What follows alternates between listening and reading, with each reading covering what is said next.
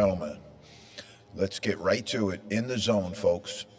We are here. Rich Sutter, Pete Coles. We're back. Episode 69. And we are elated. We are so excited to be here. After a little bit of a break in the summer, we had a couple of times here where we were able to get away and have some vacation time. It is an absolutely gorgeous day in Westfield, Massachusetts. We're in the low 80s. We're predicted to stay there through the weekend. So although summer's running down, going to have a really good chance to make the best of it as we move through it. We're back here in the zone, and what we do in the zone is we do hoops. We do hoops all day. We do hoops every day. All we do is hoops. And what I wanted to do is just quickly kind of frame out for everybody exactly where our level of interests are, in the hoops world. We love the NBA. We follow the NCAA. We try and do maybe about a 50-50 on both of those areas. And what we've done is frame out is on our NCAA take, we have our own NBA draft, which is something we do as a year-round pursuit and something that's probably the highlight of our show. We do some other really good stuff with the Summer League and some of the other stuff of the incoming future. We also follow recruiting pretty good on this show.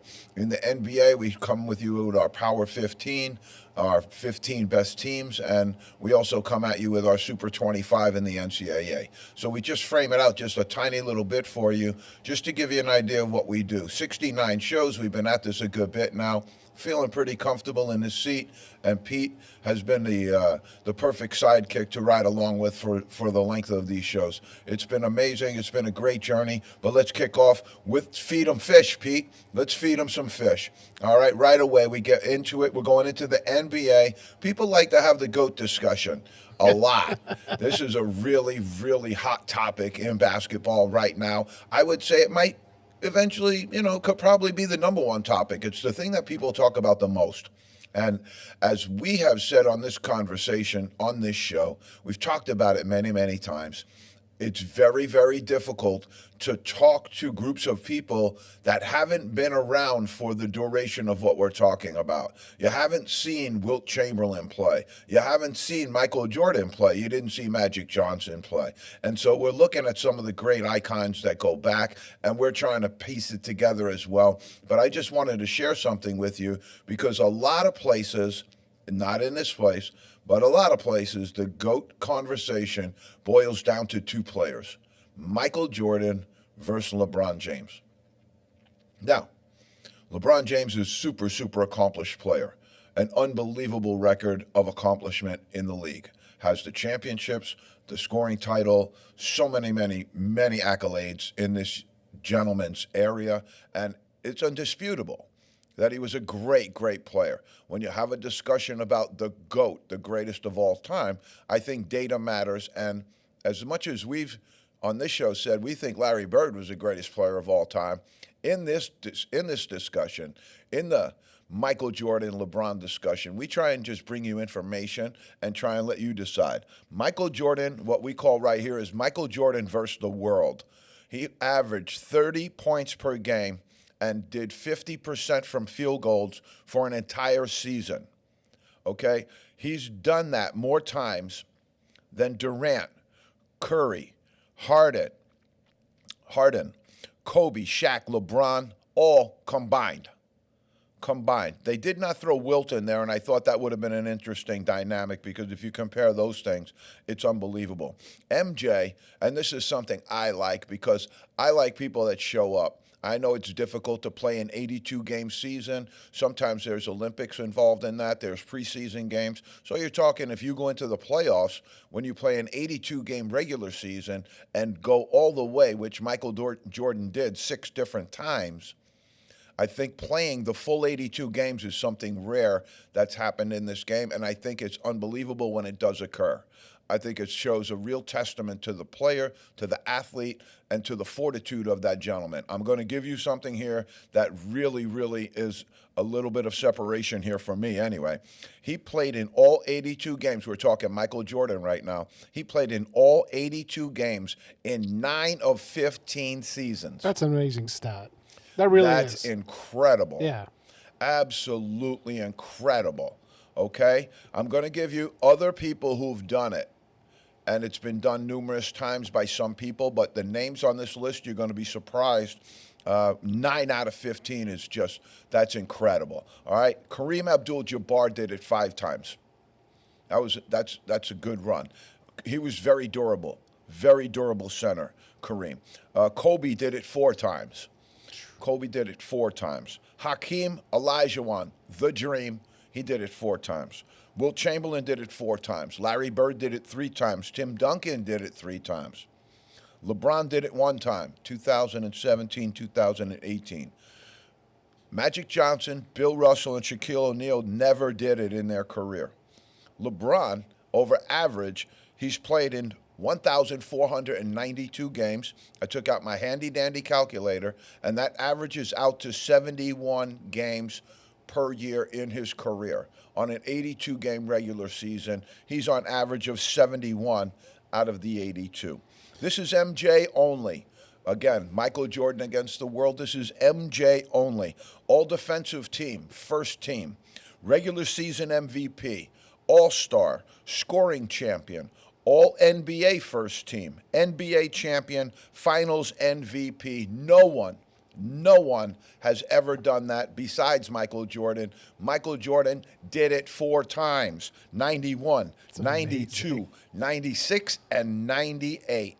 Okay, we're going to continue with this discussion just a little bit. In the entire history of the NBA, there have been 9 instances of a player averaging 40 points in a playoff game.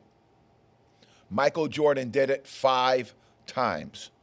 Against the Celtics in '86. Listen to these numbers, Pete. 43.7 points per game, 6.3 rebounds per game, 5.7 assists.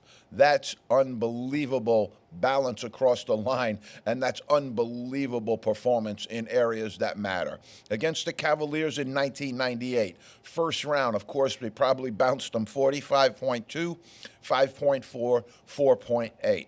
Against the Sixers in 90 in the second round, 43 points, 6.6, and then 7.4 assists. 7.4 assists while averaging 43 points. That means every time he touched the ball, something good happened. Yeah, right. Okay? Against the Heat in 92, 45, 9.7. He's rebounding, crazy number. 6.7 assists as well. Almost 10 rebounds, unbelievable number. In the finals against the Suns for number 5, 1993, 41 points, 8.5 rebounds, 6.3 assists. Okay, LeBron James is not on the list of people who've done that. All right. We're moving and grooving here, Pete. We're happy to be back. We're excited to be back, and we love the summer. And the summer's gone way too fast. But on that list, though, we can't fault LeBron for not playing the entire seasons because it's a different era, and they force guys to really rest on playoff runs and things like that. Load management is new. Yeah, correct. Load management is new. No question. No question. But do you think 11 games a year is a lot of load management? When fans pay their ticket to actually go see him? I mean, that's what, 10% of the games? About? A little bit higher than that. But, yeah, 15. 15. Maybe. Do they do it on the... Well, yeah, I understand that there's the entertainment piece of it, but then there's the competitive, do we want to win piece of it? No question. But then But then we go back and point to, if there was anybody that should have been load managed, it was Michael Jordan. Right, but that wasn't the work ethic then. The work ethic was you played every night because, you just played every night. I think that speaks volumes in this comparison as well. Yep, absolutely. Okay, I want to run through something that I thought was interesting. Programs of champions, I call this. Okay. Colleges who have NBA champions. There's 9 programs that have at least 9 players who've gone on to win the NBA championship. Number 1, Oregon State, and I'm going to give you a couple of names that are notables off that team as well. Oregon State Beavers did it 9 times. They have Gary Payton II, and A.C. Green of Laker fame. Really good threesome right there. The Minnesota Gophers. I was surprised at this one. They have 9. Wow. Minnesota Gophers have 9. Kevin McHale, Michael Thompson, Jim Brewer. There's others, but those are the most notable three. Kevin McHale was a great player. Yeah. Kevin McHale and Michael Thompson were teammates at Minnesota. Florida Gators, 9. They have the Celtics big man Al Horford, Udonis Haslem, Mike Miller, Corey Brewer. That was off that back-to-back team, some of those players as well. Arizona Wildcats, and when are you going to see this is when you get to the top, you're going to see some of this tilt. And it tilts in a certain direction because North Carolina's got a bunch because Michael Jordan's got 6 on his own. You're going to have UCLA tilt because Kareem's got a bunch. Yeah, Kareem's got his bunch on his own. So it'll be interesting as we go here. Arizona Wildcats 11, pretty good number. Aaron Gordon, Steve Kerr. I hope we get time to rip Steve Kerr at the end of this show, Pete, but we'll see about that. Andre Iguodala. Great player in his own right. Ohio State Buckeyes have 11. Here's a couple I'm going to read for you. John Havlicek, unbelievable. He was the Forrest Gump of basketball. He ran everywhere. You had Jerry Lucas on that team. Unbelievable. He'd be reading you the phone book from New York City while he was competing against you. And the last on that team as well, but didn't win an NBA championship, but I just thought I'd throw it in. Bobby Knight was also a teammate of theirs at Ohio State. Okay. Yeah, pretty good group there. The Kansas Jayhawks have 13. You have Wilt the Stilt Chamberlain. You have Paul Pierce, also Andrew Wiggins. Unbelievable stuff. You got some more. And we'll get that to you in a bit, all right? So we're going to keep moving here, and we're going to keep grooving, all right? Let's just finish because it's going to be – these are really cool, and I wanted to save them, but here we go. Kentucky Wildcats have 15. Rajon Rondo, Anthony Davis, and they also have so many others, really, really good. You also have Jamal Murray with the Nuggets as well. You have the North Carolina Tar Heels have 17. Michael Jordan has 6 of those. James Worthy, Kenny the Jet Smith, and Bob McAdoo, who is unbelievable basketball player, great NBA player. UCLA Bruins have 18, and they have the number 1 spot. Bill Walton, the great Bill Walton. Kareem Abdul-Jabbar has 6, as they say. You have Jamal Wilkes and Jrue Holiday. All right, Pete, we're going to give you a little Wilt to Stilt stuff because in this whole thing, a guy who scored 100 points in one game, averaged over 50 in his season, is not considered one of the goats. He's not considered in the conversation. And I get all the criticism about Chamberlain. With Russell's domination of him, the Celtics fans will love to hear that. There was some great domination of the Celtics by them at that time. But to dismiss Wilt Chamberlain from the GOAT conversation is not smart. It's not intelligent. All right? We're just going to read this to you. Is that like the Marino of basketball? Dan Marino? I think, a lot of it does have to do similar. with winning. A lot of it does have to do with winning. But, he scored 100 points in one game. I know. He averaged 50. And I'm going to read you some numbers here, and you're going to actually, when you see these numbers, it's going to be ridiculous. In 1960, 33 points, 25 rebounds, 2.1 on the blocks. 37 points, 23 rebounds, 2.0.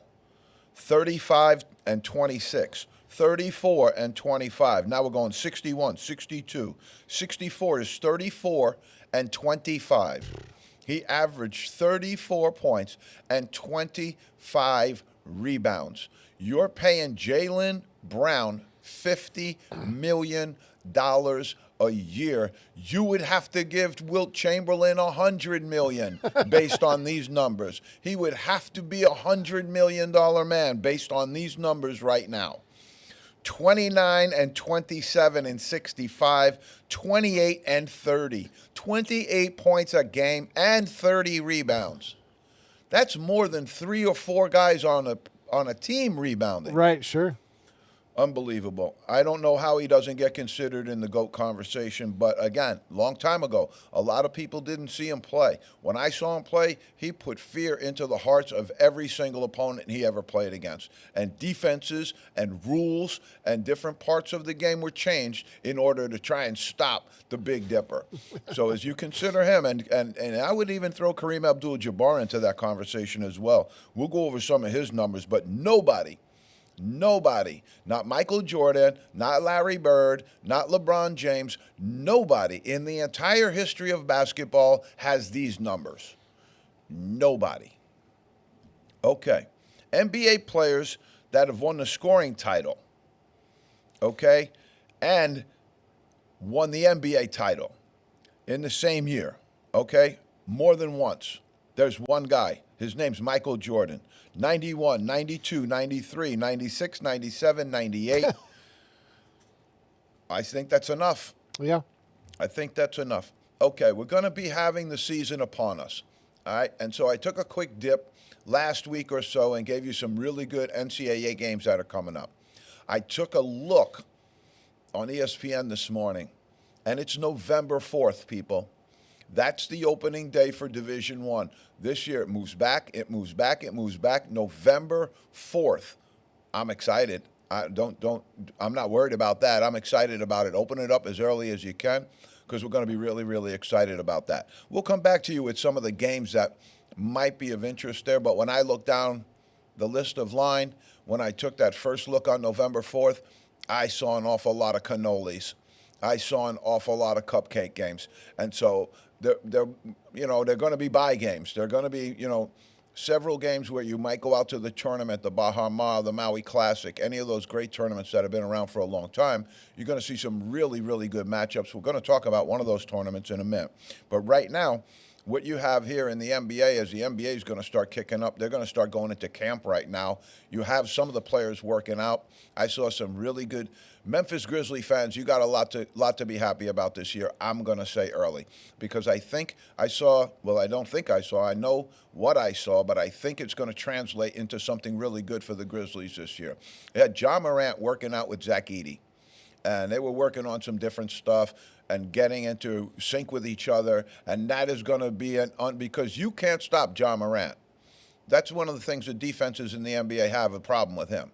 He can stop himself when he gets suspended, but the defenses in the NBA thus far have had a really, really difficult time stopping Ja Morant. Now you just threw a 7'5" guy that you're also going to have a lot of trouble because you can't stop Morant. He's going to be open a lot more because your big guy is going to be jumping up into those screening situations. Zach Edey's going to be dunking all over everybody. And so I think that's going to turn out to be a really good combination for them. But I wanted to start off with, here's a guess, and I'm going to ask Pete to do this one. All right? We call it on this segment, Firing on All Pistons. All right? We're going to talk about the Detroit Pistons. They set an NBA record last year for futility, for losing. And right now, I don't see anything that changes the forecast of this. But there was this question posted on Twitter, and I'll share it with all of the In the Zone fans. We'll share it with all of you because you've watched the Pistons as well. And you know that when we say firing on all Pistons, we're being facetious and we're really, really poking fun on them because they have not fired on all Pistons in a really, really, really long time. Here's their first 10 games, Pete. And I want you to tell me so that we can get the Detroit Pistons fans ready for the ineptitude and the losing that's about to ensue on their lives. I want to get them ready. Right here in the first 10, you tell me how many games of these do they win. Indiana Pacers, number 1. Cavaliers, number 2. No. Celtics. No. Miami Heat. No. 76ers. No. Watch out for the 76ers, people. That's what I'm saying. The No. Knicks. Maybe. We'll give you a maybe. There's That's a no way maybe. they're going to beat the Knicks. Right. 6 in a row. You're 0-6. Here you go. You might catch some relief here. The Nets at 7. That's a possibility. Possibility. The Lakers at 8. That's a possibility. That's a possibility. That's bad for the Lakers. I know. The Hornets at No. 9. No. The Hawks at 10. No. Okay, so you're going to give them a 2-8, Pete. 2-8. And I think that's actually pretty accurate. I think that's pretty good. I think what you're having in the NBA right now, folks, and we've talked this a little bit, but we'll give it to you straight up. It's the great schism.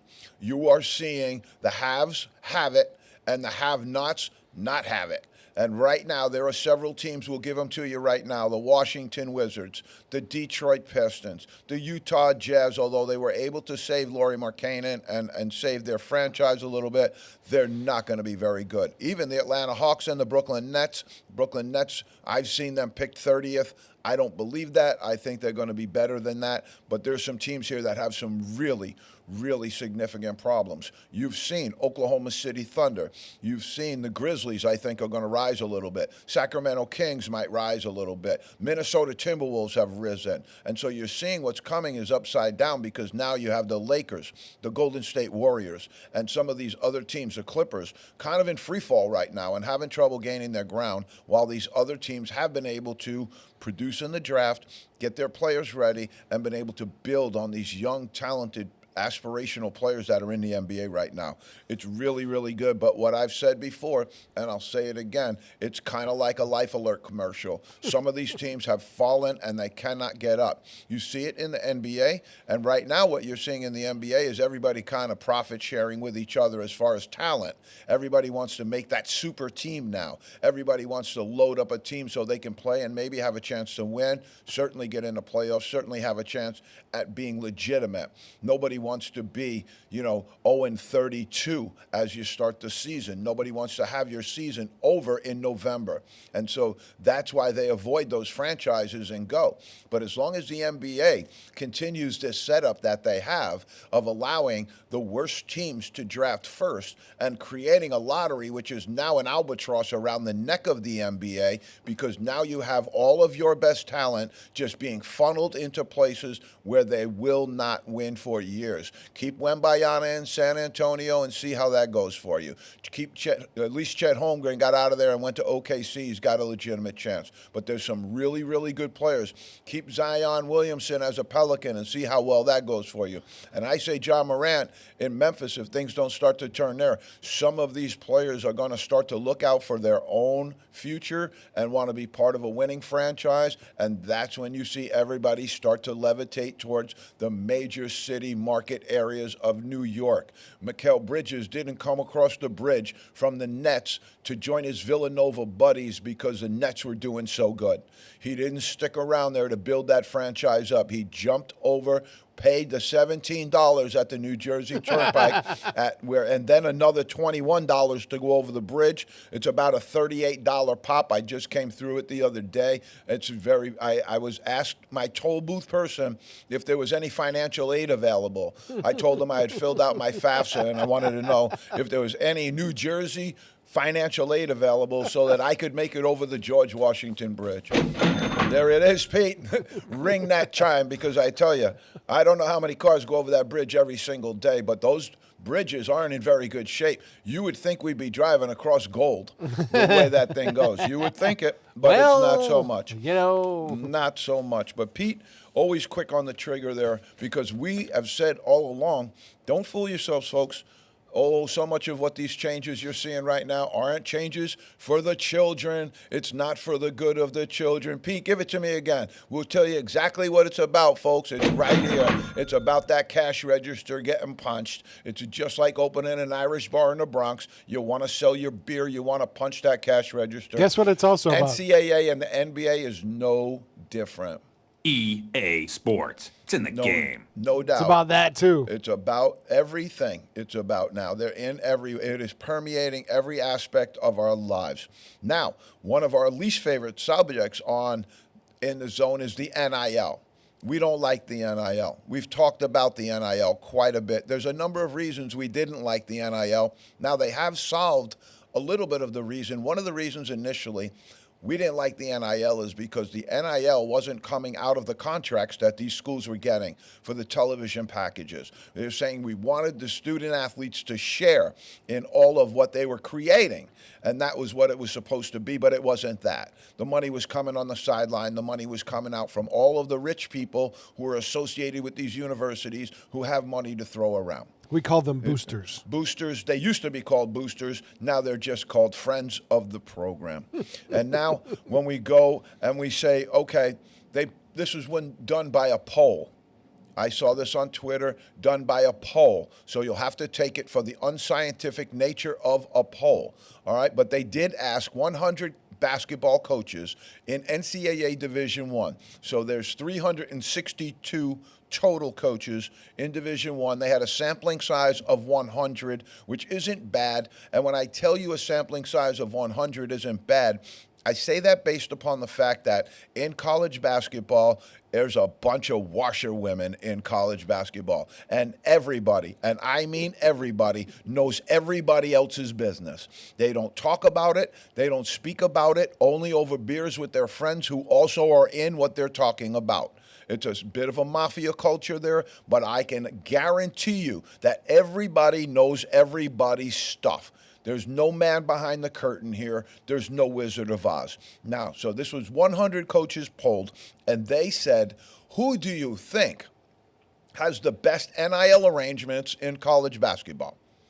We're into college basketball right now deep because it's going to be a great year for college basketball. I can assure you that. 24-25 is going to be alive, folks. It's going to be an unbelievable season. It's going to be loaded with young talent, and that is going to help us build up our draft board very, very quickly this year. I think that there was a lot of criticism of this year's draft, and maybe rightfully so, but there were some pieces to find there, but nobody's going to say that it's been as good as some of the other drafts in the past. This draft coming up in 24-25 with my just quick preview of what I've been doing, because I really like to watch the whole thing and get into it and see who impacts and do some of that.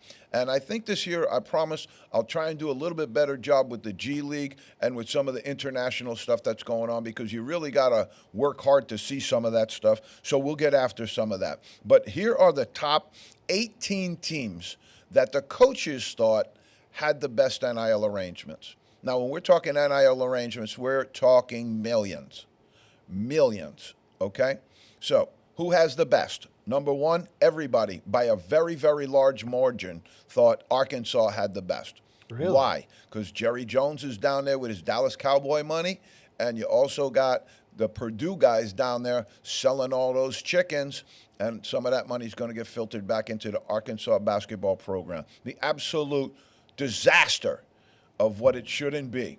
If you wanted to filter the money back through the contracts, I had no problem with that. But this wild west show that's going on right now is absolutely crazy. And in Arkansas, they've done really well in building that program back up in 1 year. Now we're going to see if they can sustain it, maybe get that team into a defensive stance and actually look like a cohesive unit that didn't lose to Oakland and didn't lose to St. Peter's. You can change your environment, but you can't change your stripes.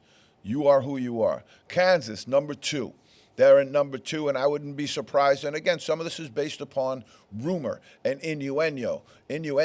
They thought that the big guy, Hunter Dickinson, got $2 million. And then we found out it wasn't $2 million, because that would have put a hole in their entire budget as far as NIL. So some of the numbers are being fudged. They're being fudged by the agents who are trying to pump up their own number because they're in for a piece. They're in for a percentage. That's what they're doing right now. And so they're out there on Twitter and all of these other social media places saying Rich Sutter got $2 million, when Rich Sutter probably had a whole lot less than $2 million.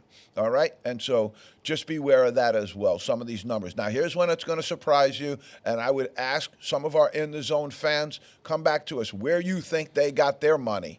BYU listed as number 3. Right now, they are currently listed. BYU is listed as probably a possible very strong landing spot for A.J. Debonsa, who's the number 1 player in the country from Brockton, Massachusetts, all the way out to Utah. I don't know, Pete. Where do the Mormons get all that money? That's what I want everybody to come back and tell us about, because I don't want to get into it. Is it coming from the Mormon church? I don't want them coming after me. I don't need Mitt Romney coming after me. All right, Kentucky, number 4. I would say that that's pretty accurate. Also a little bit surprising that they're probably not number 1.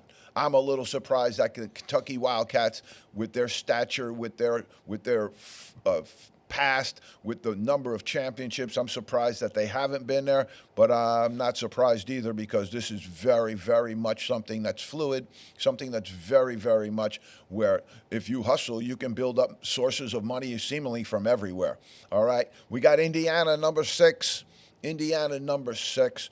All right, that's going to be. I think Indiana. It's gonna show. That means because they're on a rebound. Yeah, and they spent their money wisely, I Yeah. think. I think their team's very good. I think they're going to have a really good chance in the Big Ten. If they don't, Woodson to the woodshed will be happening very, very quickly.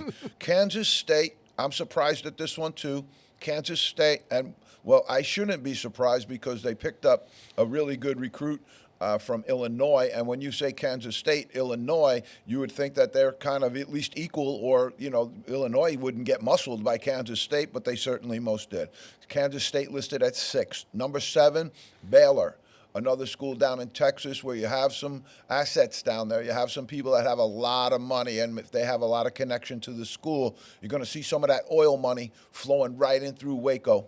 And it's going to be interesting because everybody's going to be pumping their dollars. Number 8, Louisville. It hasn't shown yet, but they got a brand new coach in there now. They have Kelsey from UMass days. There's a coach that went into UMass, took the job, and turned around and said, no, thank you. Pat Kelsey.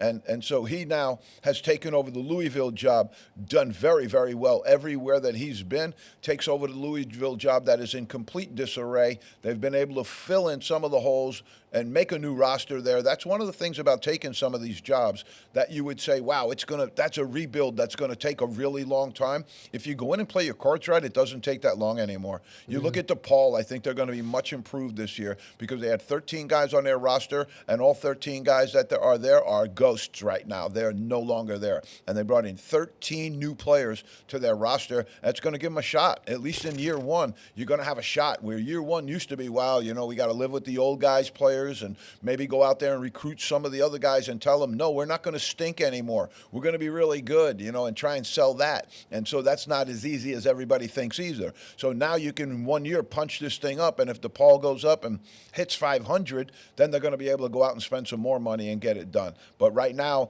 they're not on this list of blue bloods. We got Alabama at number 9. Alabama at number 9 is surprising. I don't think they're number 9 in football. Number 10, Illinois. They have a war chest. They got a war chest, believe me. They've been spending dough. I was surprised they lost Coleman Hawkins. So, number 11, Texas Tech. One of the reasons that they've been as good as they have been in the last number of years is because they've been pulling out some of those assets down there in Texas and doing a really good job. This is one that was surprising to me, and I don't agree with it. I don't think it's accurate. It's the Duke Blue Devils in at 12. Wow. I don't believe that. I think they're spending money over there pretty much hand over fist, okay? I don't think you're going to get Cooper Flagg and get all of the great players that they're getting in the top, 50. You got 5 players coming in that are in the top 50 of ESPN Top 100 or any credible sites, high school recruitment ranking sites. They're in the top 100, top 50 all the way, and a good portion of them are in the top 25. Those all cost money now. Yeah, they're not going to come for free. No, they're not coming for free, and they're not coming for cheap either. Right. And when you saw what happened to Duke's roster this year, where they lost like 9, 10 players, some to graduation, but there were transfers all over the place there. That's very, very unusual for them. And I think what will happen is the teams that are going to be the best now are going to be the ones that are able, a lot like the UConn Huskies, able to keep their people around and been able to have them buy into something that's bigger than themselves, which UConn has done, because you're going to see UConn's team this year consist of a lot of guys who've been around that haven't necessarily played a ton, but they're really good players, and they bought into everything and now got a really good shot to be part of 3 championships in a row. Alex Caravan has an amazing opportunity in front of him. All right, let's finish here because I was a little surprised by Duke in the 12 hole. Connecticut in the 13th spot. I'd say that's pretty accurate. I think they're getting margin on the long game by telling their players, come with us, you're going to get drafted.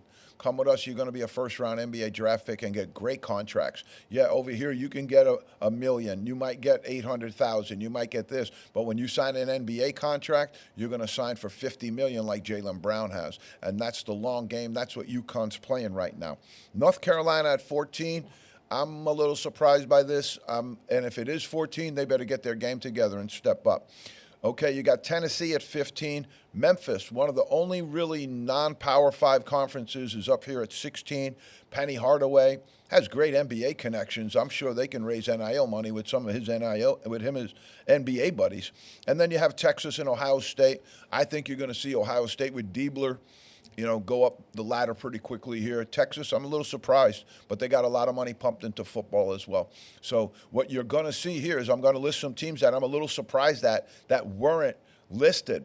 And so you got, you have Virginia done very well. They're not listed. Pittsburgh, Miami.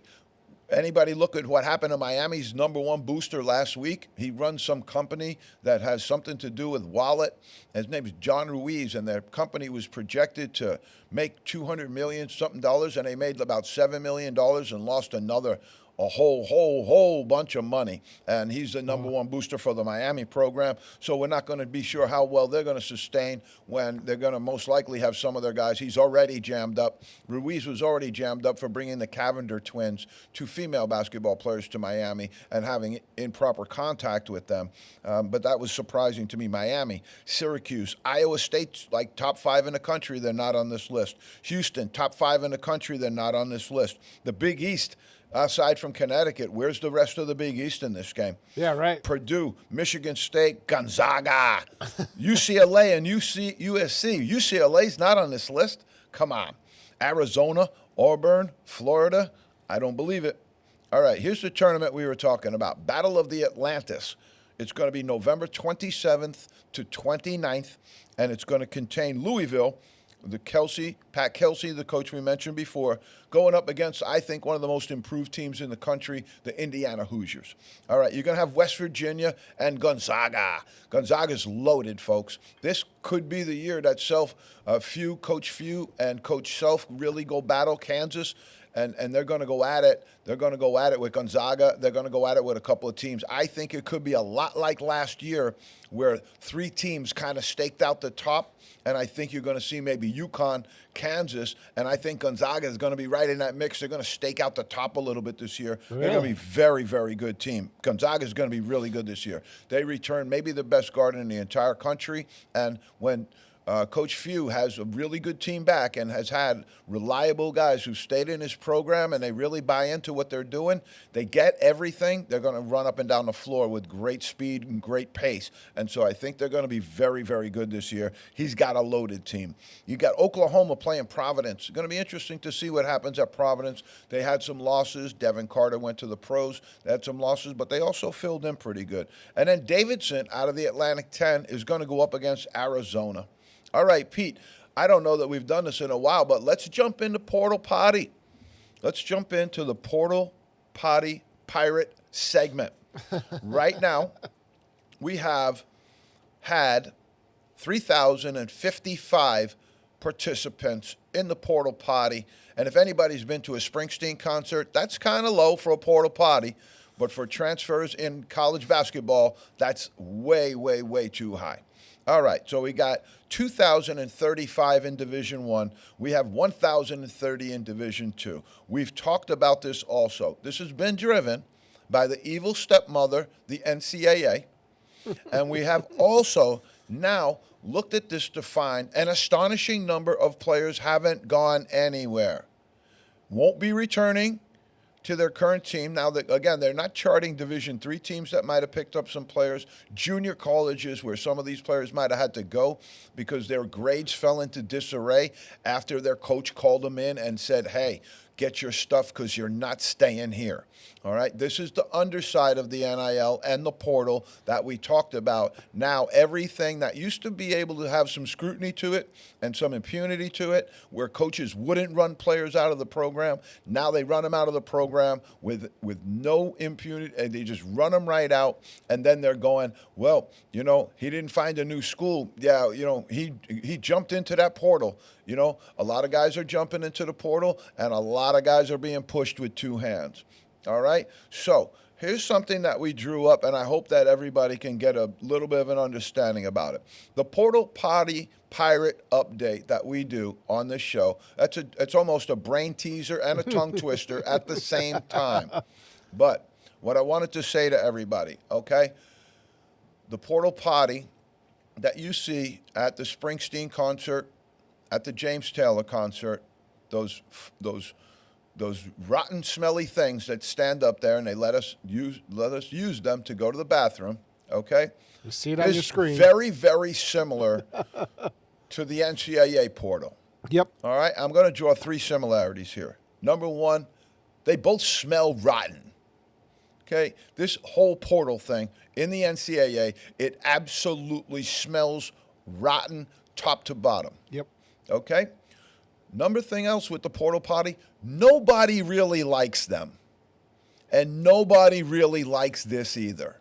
Nobody wants players moving all around the place, dancing from one dance card to the next in a year, playing against guys in their own league. There's a certain portion of that that's just as an infamilia to college basketball. Nobody who's in that corporate world sees that, and yet they dodge right on ahead. And again, the real problem with a lot of these portal party situations is they don't flush. They don't flush. We need a flush in the NCAA. We need a flush in college basketball. We need to flush out a whole lot of things in there. But just like the other portal potty, Pete, they do not flush. And if you say portal party pirate Pete, like I just did, you've added one more in there, and that makes it even more difficult. Okay? The real portal potty world is a disaster. And when it gets tipped over, and this is going to happen in college basketball pretty soon, it's really, really bad when one of those gets tipped over and there's somebody inside. And the people inside the portal potty right now, unfortunately, are college basketball fans. And they're tipping this thing over on you. I don't want to tell you what's getting on top of you. All right, let's go to the top NCAA front courts here that they have listed. We'll give it a shot. Again, we'll give you some discretion here as well. They have Kansas with Hunter Dickinson, the big man. The former $2 million big man was downgraded a little bit, but still highly paid big man they brought in and has the second year coming here with Kansas. See how he can do. They're also bringing Flory Badongo, who's going to be a really, really enigmatic player for them, I think. They're going to have to really, really work on that. Duke comes up next. They got Cooper Flagg and Kama Malak. I think this could be number one. I would put them above Kansas. I'll give you that. No doubt about it. Indiana picked up Umar Ballo from Arizona. That is going to be huge for them. And they also have sophomore Mackenzie Mabako. And as long as they can keep him out of the drive-through, he's going to have an unbelievable, sensational second year as a sophomore.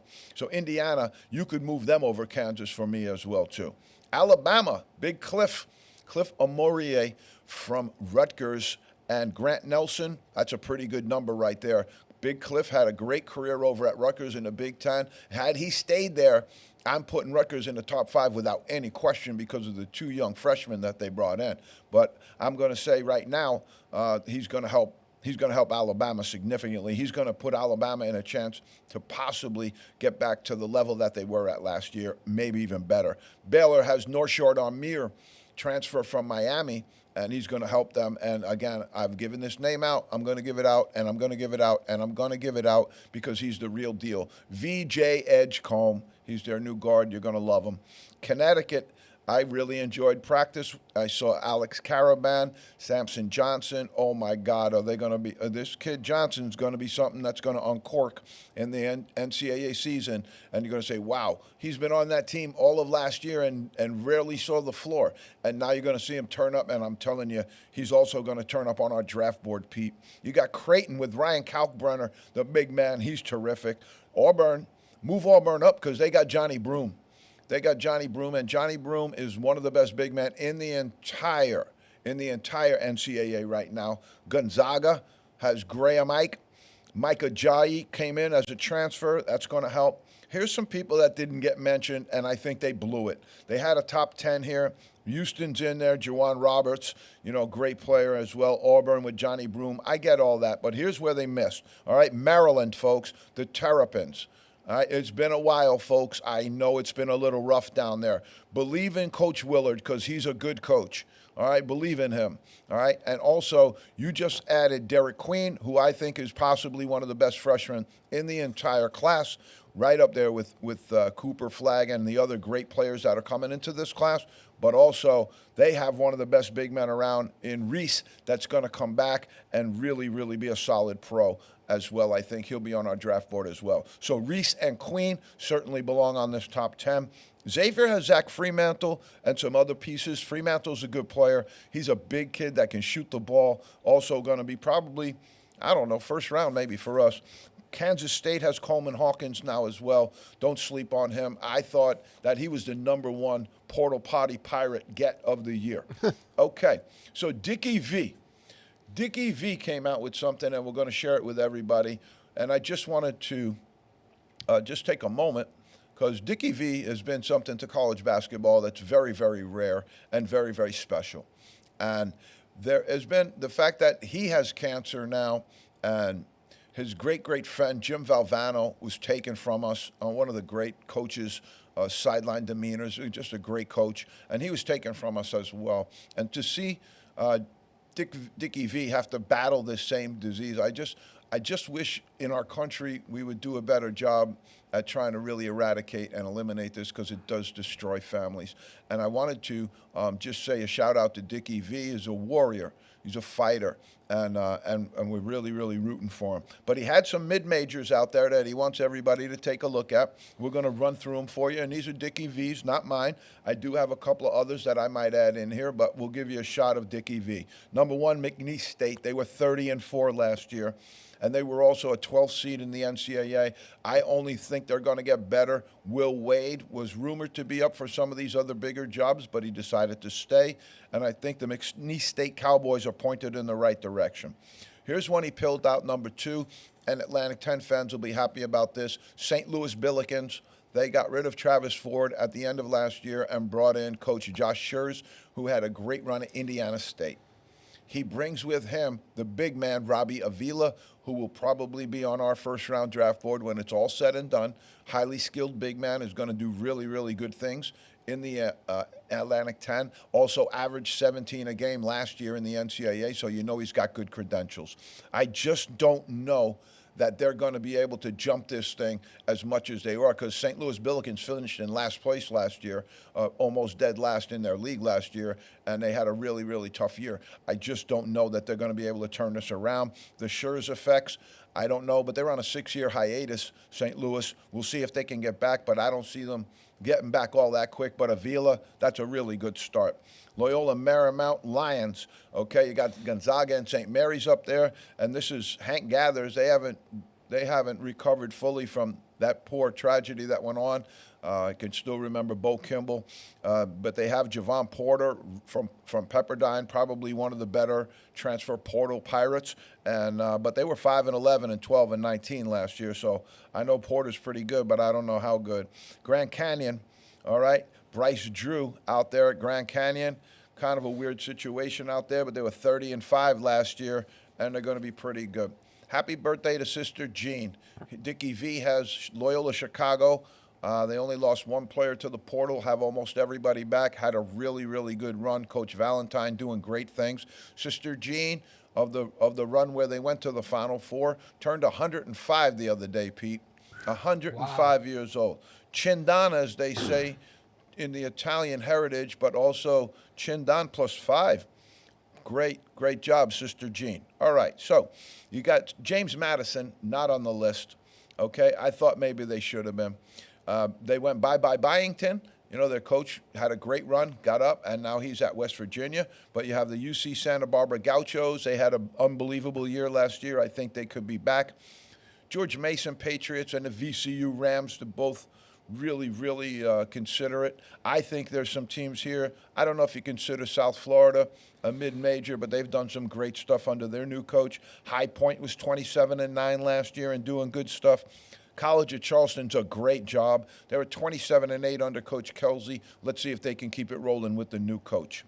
All right, so I want to do a rest in peace or rest in sleep with the fishes as well. Frank Selvey, one of the great NBA greats, but also a player who scored 100 points in an NCAA game. He did it for the Furman Paladins. He scored 100 points in the game, 41 field goals, and 18 free throws. They won 145-95 over Newberry. He was drafted number 1 overall by the Bullets and was a very, very good pro. So rest in peace, Coach Selvey, Frank Selvey. He was a coach at Furman as well. His wife of 65 years, Barbara, is still with us, and we wish her nothing but peace and grace at this time. What we wanted to go back to also was just talk about what happens when your sugar daddy, your NIL thing goes up in smoke. All right? So there was this thing in the news the other day about Life Wallet, this company run by John Ruiz, who has been Miami's super NIL guy. They call him the super booster. Okay?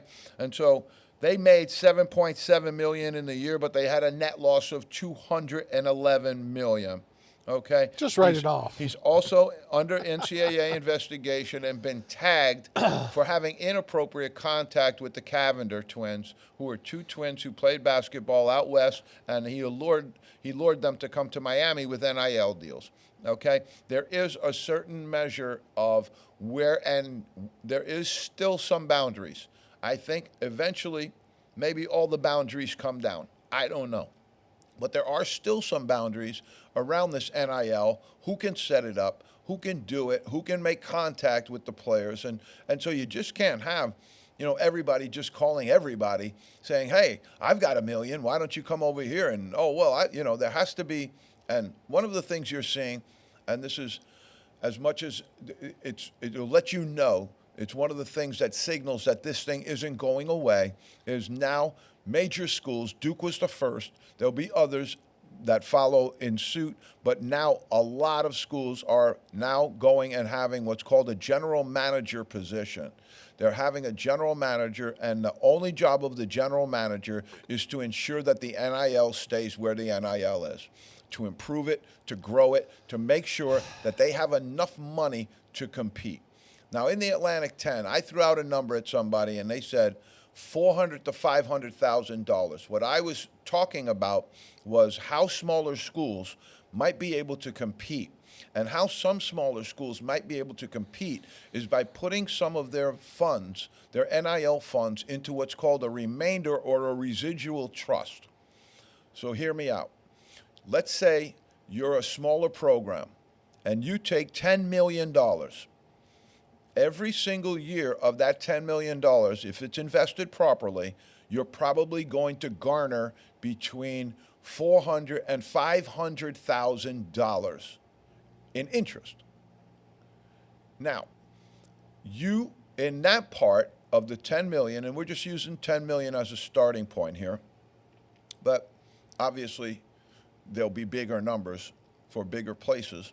But what I was told was $400,000, $500,000 in a school in a place like the Atlantic 10 or any of the mid-major conferences would put them in last place as far as their NIL budget.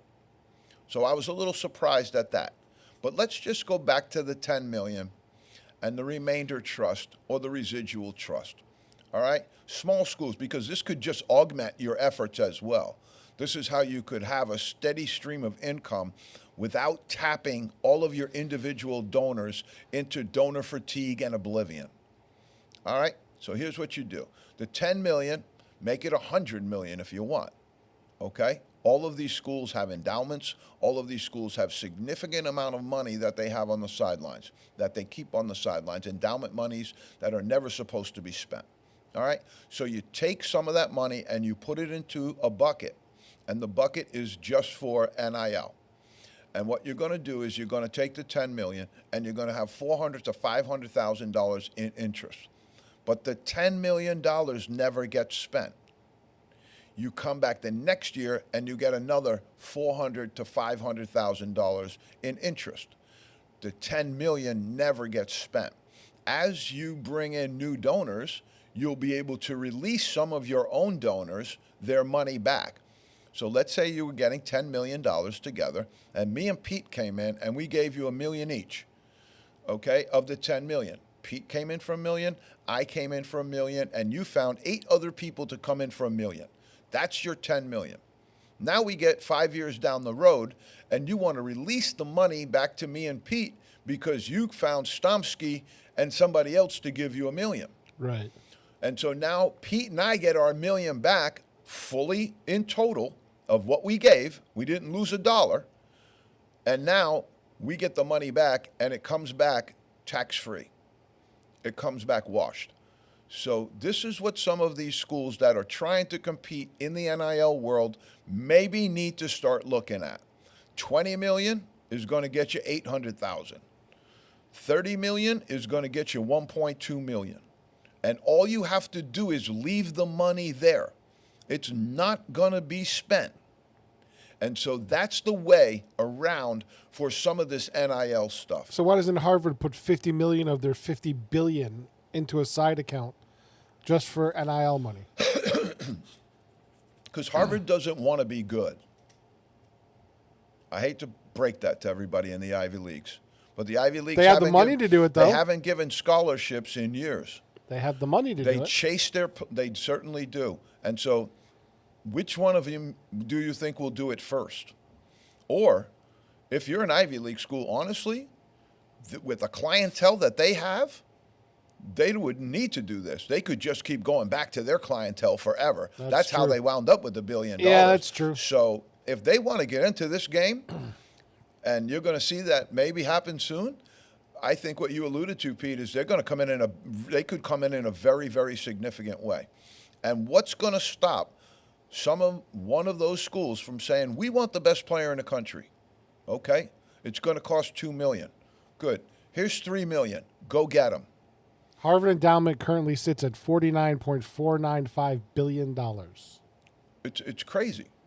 It's crazy. But let's just go back to this thing, because I think this matters as well. Because there's going to be someplace where the money dries up. Yeah. And this is what I've been talking about with some of the people that I talk to this about. All right? But I'm learning as well, too. I'm really learning. When I thought like $400,000, $500,000 for a mid-major team was a decent budget, I was in last place. So obviously I have to learn about some of this as well and see where the numbers are, especially if you have 13 players, and they're all getting paid. Some of the schools have gone to a more balanced equation where they're not trying to tear their locker room up. Some of them gone to a more balanced equation where they're saying, okay, everybody gets 50,000. Every player on the team gets the same amount. And I'd be all for that. Yep. I think, because those guys go to practice too. Yep. But that's not what's happening. You're having the Hunter Dickinsons of the world soak up $2 million, and the 13th guy on the team is probably, may not be getting anything. It depends. I would have no problem with every college athlete getting the equivalent of what would be a part-time job. 15 to 20,000. I would be. That's what I've been for my whole life. Yep. Is pay them. Yep. Pay them. But let's be real about it too, okay? Because they're not doing that. So let's go back to LifeWallet. John Ruiz, LifeWallet, has been Miami's big guy. How are you donating all of this money to a school for NIL when your company, your shareholders, just lost $211 million? How are you explaining that? And where is your money coming from that you have that kind of money to throw around on the sidelines, but your company is losing money hand over fist? I don't get it. All right. Again, jammed up with the Cavender twins as well. Here's why we talk about this, folks. We have 2 minutes left, and so we'll close with this. This is why we talk about this. I have always deeply cared about the game of basketball. It's the game. Okay? It's not just basketball. It's referred to as the game, because when we grew up and when we were playing it, it was special. And it was something to be revered, something to be respected, something to be protected. But right now, it's people just getting what they can get from it. And when that happens, when that situation goes into juxtaposition, it's going to pay, okay? But it's also going to fray. It's going to give you some money, but it's also going to fray around the edges. You've already seen that in the way that the game has currently changed and gone. And now you're also seeing it with now players are going to be out there in the college ranks just saying, I got to play not as a teammate. I got to play to get paid now. I got to put up numbers so I can get paid. I don't know how the college basketball coaches are going to regulate that type of humanity, that type of ego, where somebody now is going to get more money if they do X, Y, and Z, just like in the NBA. And that's what turned the NBA game to nothing but garbage, and that's what's going to take the basketball college game into and make it something that's not what it was. And that's why we talk about it. All right? I know we complain a lot. I know we get after it a lot, but it matters because that's the core fundamentals of what the game is all about. Folks, show 69, and our numbers have been incredible the last couple of weeks. We really, really thank you and get after it with you and stay in touch with us. We'll stay in touch with you. You're in the zone, and we're giving it to you straight. Have a great week.